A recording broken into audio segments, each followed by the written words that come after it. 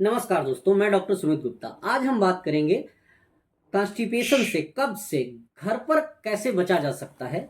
कुछ घरेलू विधियां अपनाकर कैसे उससे मुक्ति पाई जा सकती है, क्योंकि शरीर में जितनी बीमारियां हैं उनको मेन रूप से पेट से ही उनकी उत्पत्ति मानी जाती है। आयुर्वेद तो ऐसा कहता है कि 80% से ज़्यादा जो बीमारियां हैं उनकी ओरिजिन, उनकी उत्पत्ति हमारे पेट के माध्यम से ही होती है, पाचन के माध्यम से ही होती है।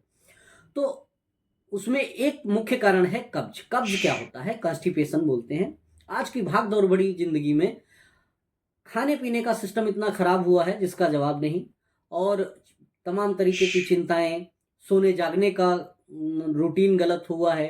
तो ये सब चीजें हैं। तो घर पे कैसे क्या खाएं, क्या ऐसा कह सकते हैं चीजों को हम अपनाएं कि हम कॉन्स्टिपेशन जैसी समस्या से बच सकें। दोस्तों, बहुत आसान से तरीके हैं जो मैं बताऊंगा, आप उनको आसानी से उपयोग में ला सकते हैं और कॉन्स्टिपेशन या कब्ज जैसी समस्या से आसानी से मुक्ति पा सकते हैं। पहली बात तो कुछ चीजें नहीं करनी है, वो उनके बारे में हम लोग जान लेते हैं। सोने जागने का एक नियम बनाना है कि हम इस टाइम सोएंगे और इस टाइम जागेंगे। बहुत ज़्यादा देर तक फोन देखना या कह सकते हैं ऐसी कोई गतिविधि ना करें। बहुत ज़्यादा तनाव में ना रहें। लो फाइबर डाइट ना लें, जैसे पैकेट फूड कुछ भी ना लें। चिप्स है, कुरकुरे है, या वेज रोल है हो गया, आज के टाइम पर बहुत ज़्यादा बिक रहा है। तो ऐसी चीज़ें, बाहर की चीज़ें जो कह सकते हैं लो फाइबर डाइट है, उनका इस्तेमाल ना करें। तो ये हम लोग डिटेल में वीडियो में समझ चुके हैं। आज हम समझेंगे कि क्या करें। पहली बात तो सोने जागने का एक प्रॉपर नियम बनाएं। दूसरी बात, नियमित रूप से एक टहलने का शेड्यूल सेट करें कि हम रोज टहलेंगे।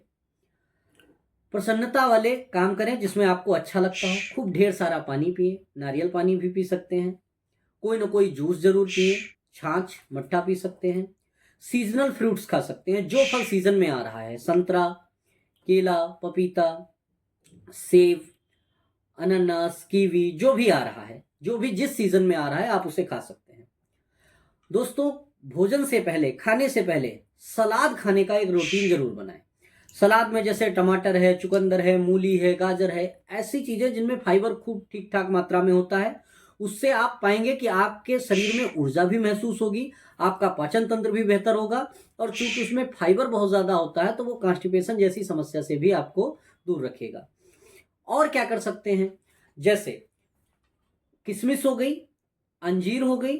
अगर 10 दाने किशमिश, 10 दाने, 2-3 दाने आपके अंजीर, और मखाना के 10 दाने, एक कटोरी पानी ले, उसमें इनको भिगा दें, शाम को भिगा दें, सुबह चबा चबा कर खा लें, और सुबह को उसी कटोरी में फिर भिगा दें, शाम को खा लें। नियमित रूप से अगर आप ऐसा करेंगे तो आप पाएंगे कि आपका पाचन बहुत अच्छा हो गया। कॉन्स्टिपेशन की जो समस्या सालों से बनी हुई थी, आसानी से ठीक हो गई। फिर भी अगर ऐसा कुछ रह रहा है तो आप गर्म दूध में गुनगुने, थोड़ा सा कह सकते हैं गुनगुने से थोड़ा सा ज्यादा गर्म दूध में 2-3 चम्मच घी डाल के आप पी सकते हैं। अगर आपको ऐसा लगता है कि पेट साफ नहीं हो रहा, सेटिस्फेक्शन नहीं मिल रहा है, तो आप दूध में घी डाल के भी पी सकते हैं। या इसबगोल की जो भूसी आती है उसको 1 चम्मच रात के समय गुनगुने पानी से आप ले सकते हैं। या एक और विधि है, जो आपकी अलसी के बीज आते हैं उनको आप तवे पर थोड़ा सा रोस्ट कर लीजिए, और कह सकते हैं 1 चम्मच की मात्रा में आप उनको चबा चबा के खा सकते हैं। उनसे आपको न्यूट्रिशन भी मिलेगा और जो पेट की समस्या है उससे भी बहुत निजात मिलेगा। जो फल खाने की आदत है उसको नियमित बनाइए। जब कोई बीमार होता है, हॉस्पिटल में एडमिट होता है, तो डॉक्टर फल खाने के लिए बोलते हैं। क्यों बोलते होंगे? क्योंकि उस टाइम पर हमारा शरीर कमजोर होता है, बाकी चीजों को पचाने के लिए उतना सक्षम नहीं होता है, तो फल खाने के लिए बोलते हैं।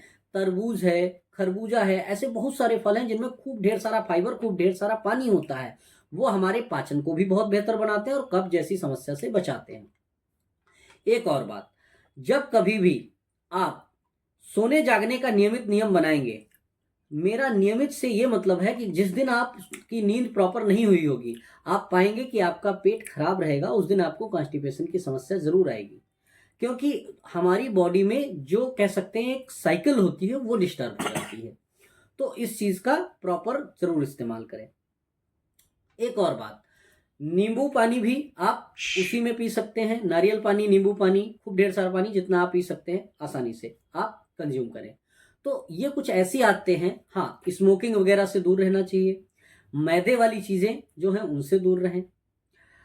एक और जो कॉमन गलती होती है कि लोगों को बहुत महीन आटा पसंद होता है खाने में। तो होता क्या है कि जितना महीन आप आटा खाएंगे, मैदा खाएंगे, उतना पाचन में दिक्कत करेगा, उतना ज्यादा कब्ज या कॉन्स्टिपेशन आपको बनाएगा। आपको बोलना चाहिए कि थोड़ा सा मोटा आटा पीसिएगा, और कोशिश करें कि ऐसी छलनी का इस्तेमाल करें छानने के लिए, आटा छानने के लिए, जिसमें काफी मोटे होल हों।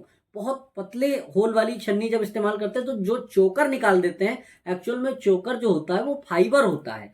गेहूं के ऊपर जो ब्राउन ब्राउन कवरिंग होती है वो फाइबर होता है, वो हमारे पेट में कॉन्स्टिपेशन होने से रोकता है, पाचन को बेहतर बनाता है। लेकिन जब हम उसको छान के निकाल देते हैं तो कॉन्स्टिपेशन होने के चांसेस बढ़ जाते हैं।